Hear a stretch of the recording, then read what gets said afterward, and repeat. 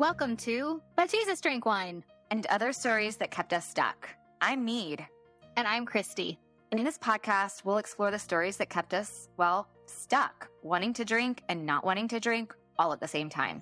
Join us as we show you that freedom from alcohol does not have to mean a life sentence of misery and missing out, but actually means living an authentic life full of peace, joy, and purpose. Okay, we are going to talk about alcohol-free first. AFFTs, baby. Alcohol-free first. Where's the times? Oh, first times. Okay, first times. And the reason I thought it could be really fun to talk. Why are you laughing at me? The reason I thought that we could be these be really fun is because I feel like this is another marker of celebration, right? Yes. Like throwing out the days and like not being married to like what day you're on. Like this is something that like you can mark your journey, if you will, of living alcohol free is like when you've done one of these alcohol free firsts as a really big, exciting moment of like getting through something, right? And it gives your brain data. Thank you very much. That you can do said thing. And therefore, it makes it easier the second and third and fourth time. So what are you going to say? Because you just are wiggling and bouncing up and down and you're not letting me finish my sentence. What do you want? Like a little puppy. Chihuahua. I want to get in there. It's the proof of progress that we talk about. It's a pop. You wanted to talk pop. I wanted to talk about pop, which also I'm like, I love a good acronym. It's also a pog. You do? What? Oh, I know. But yeah, like when we can instead of the pog. I know it's too far. I totally agree. I've taken it out of all of my writing. I promise. We're just going to stick with pop. But when we can move from when our mindset is shifting from that, what I'm missing out on, that fear-based mentality of like, life is going to be so boring. I'm going to be so boring. Nothing's going to be fun. It's going to be miserable. All of those things that come along when we first are at the beginning of the journey and in that kind of like place of lack, and then shift to that abundance of like, this is what I get to experience, highlighting your AFFTs in every way. I remember my AFFT, the first Sunday that I drove Holland to youth group, it was an alcohol-free first time. Not that I would drink and drive to those youth groups, but there were Sundays that I would let her skip youth group because Sunday Fun Day, took over. And so a really clear AFFT was for me. But isn't it crazy that one of these small things is one of the things that stands out the most to me is the alcohol-free first time Sunday where I was like excited to drive Holland to youth group. And by the way, the payout, the 2-hour conversation we had in the car after youth group that night, just the two of us. Oh my gosh. Like if there was ever a more like, this is where I'm supposed to be moment, it was that. So I just wanted to highlight the big and the small AFFTs. Start looking for them everywhere because that's how you lock in that kind of momentum to keep moving towards, wow, this really is good. So we're going to go through a list of AFFs. I don't have the T in my lingo, but AFFs. And we're going to talk about if we can remember like what they were like or kind of just shed some light and encouragement on these AFFs. So first, alcohol-free date night. My first alcohol-free date night was a double date. So it wasn't actually just with Chris. It was a double date. It was like a really weird in limbo of like COVID where like restaurants were open and they were allowed to be open for 1 hour and you were only allowed to like sit every other table. And it was super weird. It was my very first time seeing anyone doing anything like that without alcohol. And actually the waitress gave me a really hard time, which like now I can laugh about. But I was like, seriously? Because everybody else got, they were a glass of wine. And I'm like, no, I'm okay. I'll have a sparkling doodah. And she was like, really? Not anything? You don't want wine? You're not going to have the wine? Why not? Why aren't you going to have the wine? And I was like, literally just sitting there being like, this is ridiculous. But I do remember from that night getting to a place where like we then that all passed, right? Because it's always temporary. And we were sitting there and we were just like laughing. Like, and I remember like having this weird out of body experience, like almost floating above the table of like, oh my gosh, like I'm having a really good time. I think I'm really funny. I have good chat, as they say in the UK. And I was like, this is really, really fun. And I Mhm. can do this, you know? One of the ones that stands out, I don't know if it was my very first, but it was a similar experience where it was a double date and the other three, Todd included, they all ordered drinks. And when I said, do you have any? So this would have been, I mean, this would have been 2020. So this is before like mocktail menus or a thing, right? And I was like, do you have any mocktails? And she's like, and the waitress looked at me like she's like, No, like a Shirley Temple. And I was like, and so she was offering me a Shirley Temple. And I was like, no, I'll just take a soda and lime, please. Thanks. And it was one of those like where I could have been in that moment of like really upset that, like, you know, and it could have taken me into a totally different place. Instead, I was like, oh, I get to sit here and order this. And who cares that she said she offered me a Shirley Temple? I'm gonna enjoy my soda and lime. And I did. And it was one of those nights where I remember everything about that. I remember the conversation we had. It was good. It was connecting. It was meaningful for Yeah. me. I was part of that. I was plugged in. I mean, the fact that I can recall that means that I wasn't drinking at that said double date. So thanks for Yeah. reminding me of that. What about first alcohol-free wedding? Yeah, so because I, again, like, did this whole thing in COVID, our first wedding actually wasn't until, like, I was probably, like, over 2 years, 2 maybe 3. Yeah, over 3 years alcohol-free, and so it didn't necessarily feel awkward. There wasn't any sort of kind of, like, hiccupy 20 minutes that I had to get through, but I definitely noticed that, how the evening progressed in that, like, you started really connected and you were having genuine conversations, and then where it went to, as, like, people kind of fade into, like, the alcohol stuff. But I remember, like, loving the speeches for like, I always like Mm. speeches, and in the UK, they do it where it's I love it because they actually make the groom speak too. And so you always get these like beautiful speeches of like undying love for their new bride, and it's beautiful. But and so I always have loved the speeches over here, but like that was the first time when I was just like so in the moment of like listening to those beautiful, beautiful speeches. And it was, yeah, it was amazing. So I'm not sure I've been to a wedding Really? in In the 5 years. last 5 years? Yeah. Yeah. I'm trying to think. I'm like, I'm not sure I have because then, yeah, COVID happened, but also like we're out of that, age group where Yeah. the weddings weren't, don't happen as often. So I'm not sure about that one. What about your first alcohol free, like you celebrating your first birthday without alcohol? Oh, it was amazing. Well, all of them have been amazing because they've been exactly what I wanted them to be and not what I thought they should be or Yeah.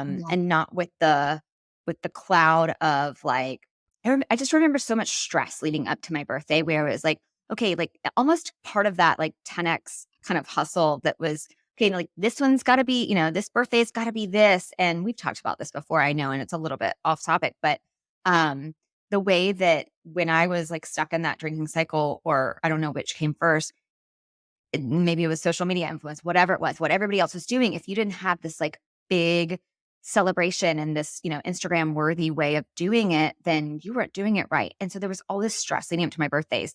One of the greatest gifts of being free from alcohol is that my birthday can be coming up and I can look forward to it with genuine excitement for it being just a day where I do feel, celebrated by my family and honored by my family. And it can be exactly what I want it to be. And over the last few years, usually there's a Virginia basketball game on and there's a fire going and it's my cookie pants. It's, sitting and so it's nothing like extravagant What are and, your cookie pants?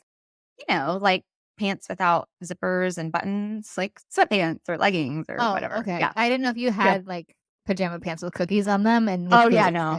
I would need a picture of that. No, no, no.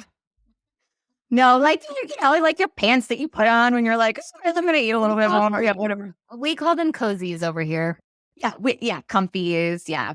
We for the last time we called them our uniform. Like we're like, let's go put our unis on, our game day unis, and we, can't vote the fire at the basketball game. But so yeah, so it's like, if not excited, like someone who is stuck in the drinking cycle who's listening to this is going to be like, that's what I have to look forward to.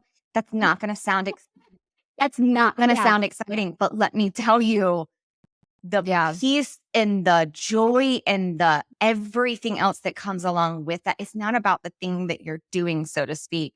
It's about the fact that you're fully present for what you're doing when alcohol is not part of the equation. Tell me about yours. Yeah. So my first alcohol-free birthday was actually during COVID, and we had escaped to Florida, and so we were with my in-laws, and so it was actually really nice because it was just literally chilling with family, and so it felt really safe. It didn't feel like I had to go through this whole rigmarole of going to a party and like that felt really really good. And then when I got to the point where I was like celebrating a birthday alcohol-free with out and about with girlfriends, like I have the people now that like know that what it's gonna be now. And so like yeah, for my 40th we did a West End show and like high tea, which was amazing. To the point of when you get to know what you like and what actually fills you up and all of that stuff and like be intentional around that. So yeah, love that. Okay. Yeah. First alcohol-free sporting event. Now I'm trying to think if I actually have one. I was like, have you been to a sporting event? I don't know. Sporting events does Christy in the last 16 years you've been in the UK? Is that right? 16? Yeah. No, what kind of sporting events do you attend? Polo, tennis? Good point. Yes. Okay, good point. Yes. My first alcohol-free, the big one that I can remember, it was Ascot, going to Royal Ascot, which is the horse races here where everyone gets really, really dressed up for. We used to love and go and see the Queen, and she used to come out in her carriage and it was so cute. But that first one, I remember feeling like, okay, this is going to be really weird. This is going to feel really weird because for so many of those events, like June over here in the UK is like known as the season, right? And the season is like all of the polo and Royal Ascot and Wimbledon and the Queen's tennis, which is before Wimbledon and all these things. And we would go to all of them.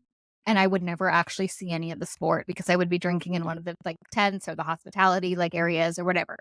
And so the first Royal Ascot was definitely weird because it was different. But I saw some races. You saw the things you came to, yeah. And actually, I have to go look it up. I don't remember, but there were two horses. Basically, one was called Alcohol Free. This was my very first alcohol. I swear to you. Yes. There was an alcohol free and there was something sober, yeah. So it was like God was just like literally like joking with me. And they were owned by 100%. I have a picture of it. I'm going to send it to you after we get off.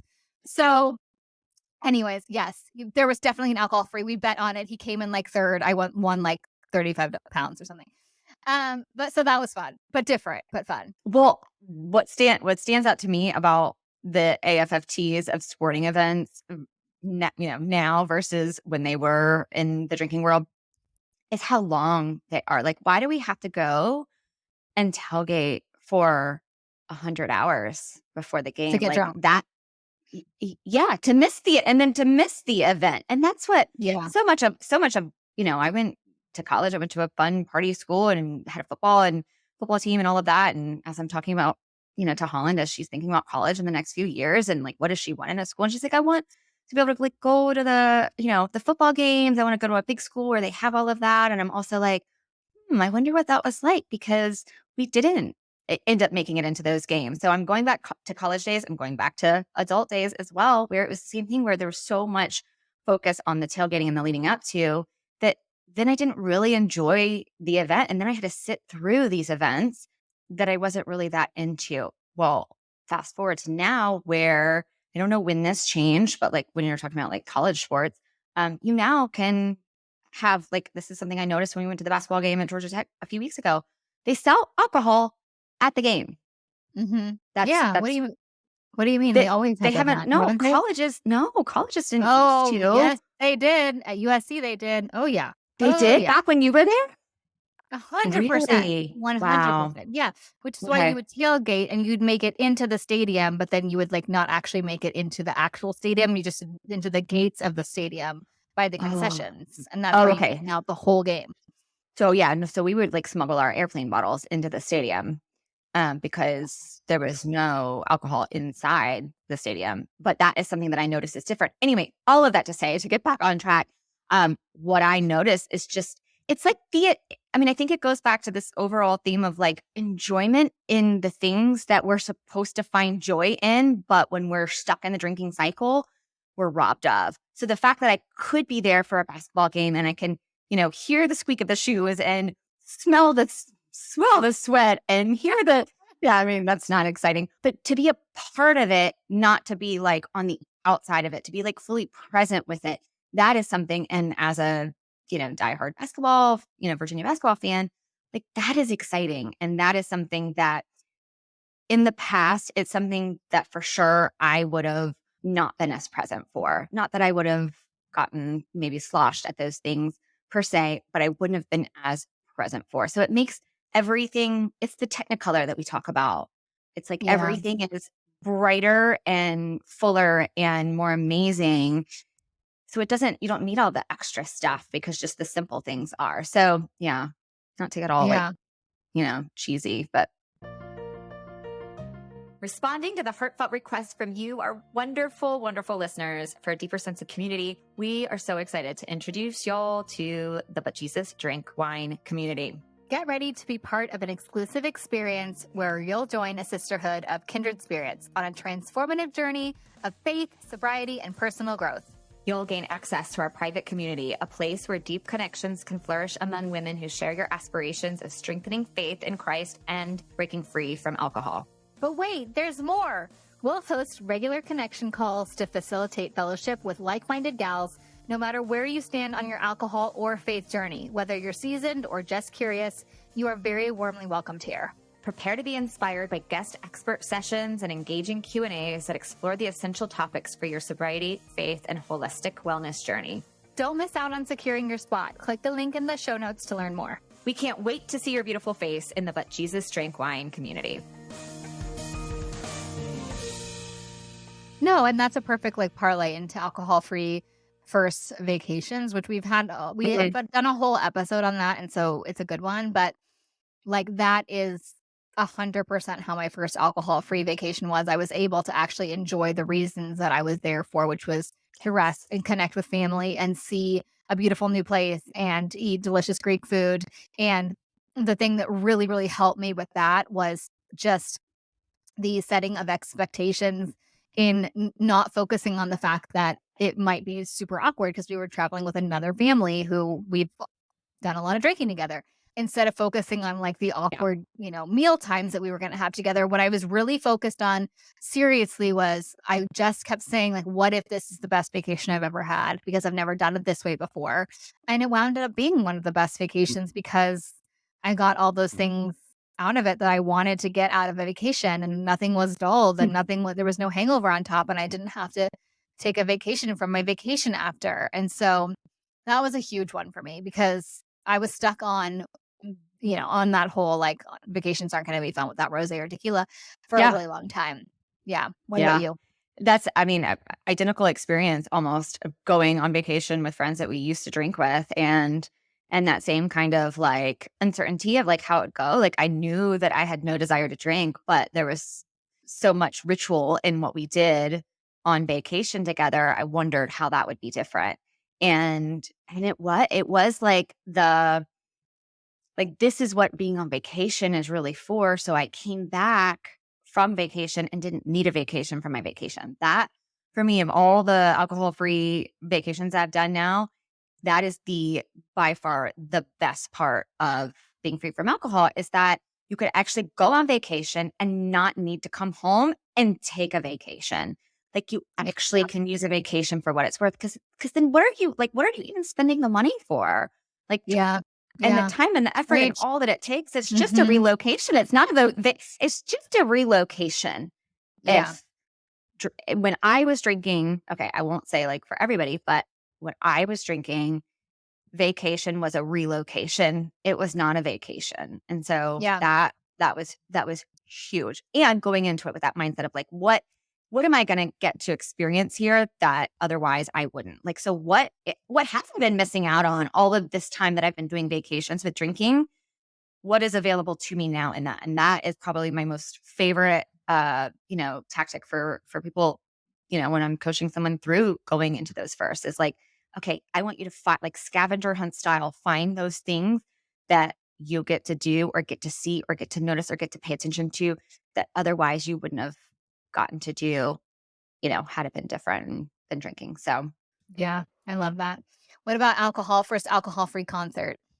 Mine was Ed Sheeran here in the UK, mhm. and again, it was like must have been at least 2 years after I had not been drinking, so I was, feeling, like, solid, Um, but I will say I did notice how many people were drunk, and because it was at Wembley, which is a massive stadium here, massive, and we were in, like, the the seats, but he had in like, the floor was open, and so there were people dancing like, totally wasted, and no one and Ella, I think it was Ella or maybe Carter, said something to me like, "But they're not even, like they're so drunk, they're not even watching Ed Sheeran." Then I was like, "Oh my gosh, so true." That's been me a lot of times. I actually went to a Mhm. Justin Bieber concert with a bunch of girlfriends, and we drank so much before the concert. Yeah, we got in there and we decided he was really boring. He was also having a really bad, like, time, and so he was really boring, but we left. I don't know what made me think of that. Wow. Oh my gosh. Yeah. So you like made all that effort, you spent all that money, and then Yeah, yeah, and just like, yeah. yeah. So I'm trying to remember which one was the first, but there's been the Dave Matthews Band, which huge, Chris Stapleton, and the difference. What I like notice as, and I think maybe we even talked about this on another episode because I had just done the Dave Matthews one this past summer too. And it was still, it's like I've already done this free from alcohol. And yet I'm still like, oh my gosh, I cannot believe how great this is that I get to do it Mhm. this way now. And you notice even more things. I think that's something that I'm always surprised by is that then I notice more things that even though I've done it a first time, I'm now even noticing more things like not having to be stuck in that bathroom line, not having to plan like which song do you wait for to come on? Like you wait for the bad song, then that's the song that everybody goes to the bathroom and you're fighting the bathroom line. So then if you go Yeah. during a good song, then you miss your good song. But then Mhm.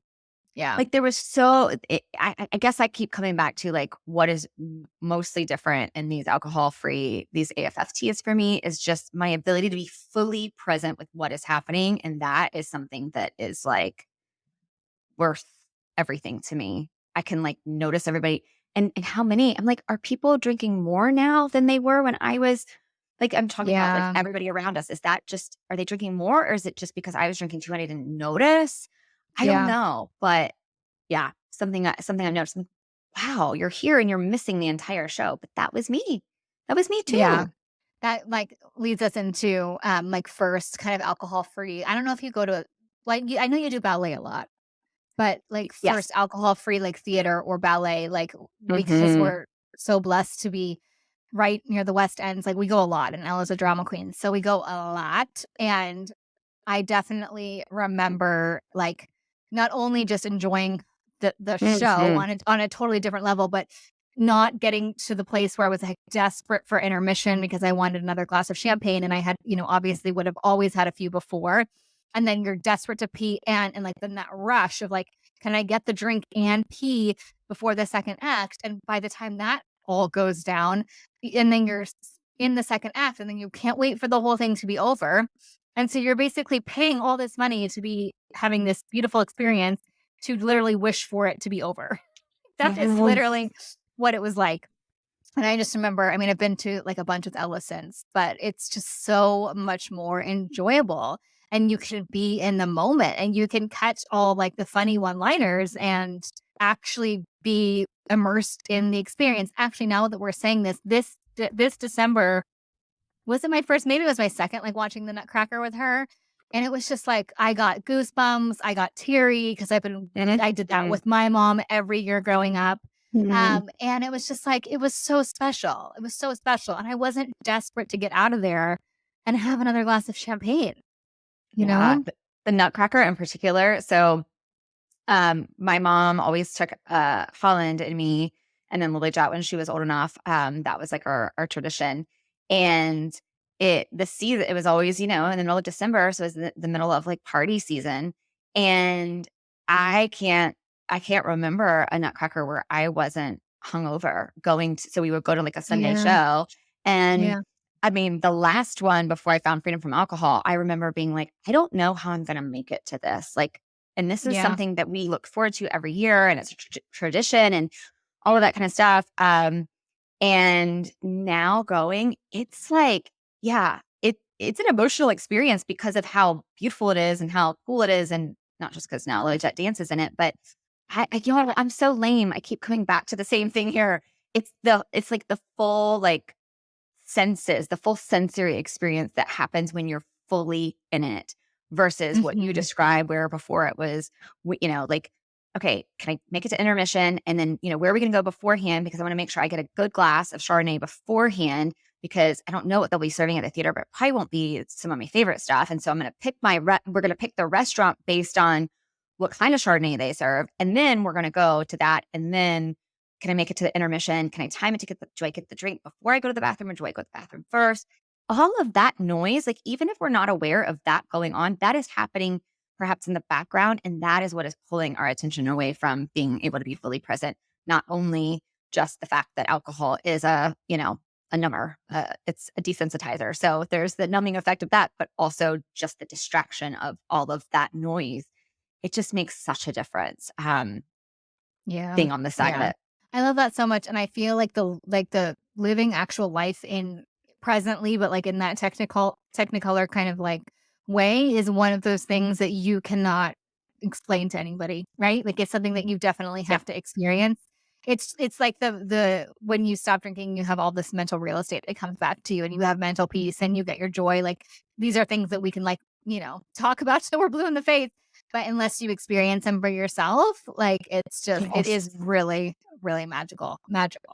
Yeah. Yeah. Yeah. It's like when we were moving from being in town to moving further out, it's like things weren't awful there. We didn't have to hurry and get out of where we were to be out here, but we didn't realize how much better of a fit it was out here for us and, with our family goals and all of the things. Like, so it's like, I think that's the same with when you're stuck in the drinking cycle, is it may not look or feel like it's the worst thing ever. So it might be hard to have that imagination for how much better it can be because things are bad. I Yeah. mean, we're in that gray area drinking kind of spectrum here. Like, this is not rock bottom drinking we're talking about, where like it's end of life stuff that we're trying to figure out. But then once you actually do it, it is hard to explain because you're like, wow, I had no idea how Yeah. great it could be and how miserable I was stuck in that. Not when we were living in town. We weren't miserable, but with the drinking stuff for sure. There's so many more that, like, we can go over. We don't have to, like, riff Yeah. on them now, but I'll just, like, say them. And again, this is, like, the point of this is to have, like, celebratory markers, right? Like, of things. And if we can leave you with encouragement of, like, the first time we did things, like, I don't think we haven't had one bad experience, and I'm not saying that that's gonna be true for everybody, obviously, and I'm not saying that there weren't, moments of, like, first dinner parties and first girls' nights out that were, like, weird for a little bit, for a hot minute, but I think the theme of this episode is, like, actually enjoying the thing that we're going to or being a part of, as opposed to, like, totally dulling it down, like, numbing it out and all of that stuff. So, I mean, Mhm. other AFFFFFFTs are, like, first alcohol-free girls' night, first alcohol-free kids' birthday party, and I wrote that one on my list because I don't know how it is where you are, but Uh-huh. here in the UK, every single kid's birthday party has um Mhm. Yeah. first alcohol-free anniversary, first alcohol-free barbecue, first alcohol-free book club, and then all the holidays, right? New Year's, Valentine's, 4th of July, Thanksgiving, like, we all have, like, first we could go on and on about for all of these, but the point is that, like, it might feel awkward for the first 10 or 15 minutes doing these things for the first time, but, like, then you get to actually experience them for real, like, for real in Technicolor, like, present and all that good stuff. So, I don't know. What's our do we have a Tina? What are we doing? Um, if you're at that part of your journey where you're considering taking that leap into like maybe not asking the question of like, how could these things be different? What is one Yeah. area that I'm curious to find out could be different and better? Maybe what these girls are saying, like maybe what they're saying is true. Yeah. What is one Yeah. of those places that you would like to maybe experiment with? And that's Maybe where I we're would say not lying to you guys. Maybe we're not lying. Maybe it can be maybe, better. maybe. Yeah. So yeah, so just, but like, again, like don't take our word for it, try it. So it doesn't have to be once you're like free from alcohol and alcohol doesn't have a pull over you anymore. You can simply decide that this Saturday night, wait, what's today? Whatever. If you're listening to this on a Monday, this weekend, Saturday night, you're going to have an alcohol-free first. You're going to have an AFFT on a Saturday. And you're just not going to drink that night. And you're going to be curious about what is available to you as a result of not drinking on this Saturday night, a night that normally you would be drinking in some shape or form. You're just going to be curious about it and you're not going to judge it. And you just have to, we're going to be curious about an hour. If every day when I get home from work at 4:00 is when I start thinking about it, and you're going to go from 5 to 6, you're going to be curious if I just delay drinking by an hour, an AFFT could be, 5 to 6 p.m. That could be an alcohol-free first time, and just be curious about what's available to you that's different. I think that, it always comes back to that, right? Like that experimental mindset, that curiosity around what could be different, and then the pointing to like what was different, and this is why these are the good things, and these are collect that data that tells you, that helps inform where you want to go. Another way I think to ask that, right, is how many times have you done this thing with alcohol? And how many times have you done this thing without alcohol? Yep. What are you assuming to be true about the experience without alcohol when you've never ever done it before? And what else could be true, right? Like what could be true? Could it possibly be the best vacation? Could it possibly be your 5 to 6 p.m. could actually give you a little bit of R&R? What else could be true? What are you assuming? It might not be that bad. It might be okay, and it might be better.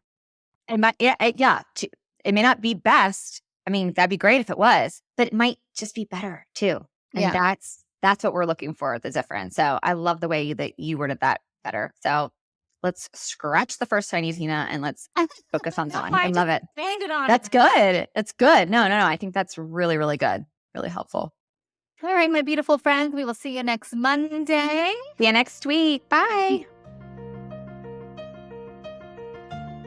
Thank you so much for joining us again this week. You can find all of our episodes at butjesusdrinkwine.com, and be sure to follow us over on Instagram, Love Life Sober, and I'm Not Sober, I'm Free. To learn more about what we do, you can visit our websites, meethollandshirley.com and lovelifesober.com. Take a screenshot of this podcast and share it with a friend or two. And don't forget to subscribe to our pod so you don't have to worry about missing a single episode. And if you love what we're doing, please leave us a review on Apple and Spotify. This helps more women who are feeling stuck and alone in the overdrinking cycle find hope and encouragement. Thanks, ladies. We so appreciate you, and we'll see you next Monday.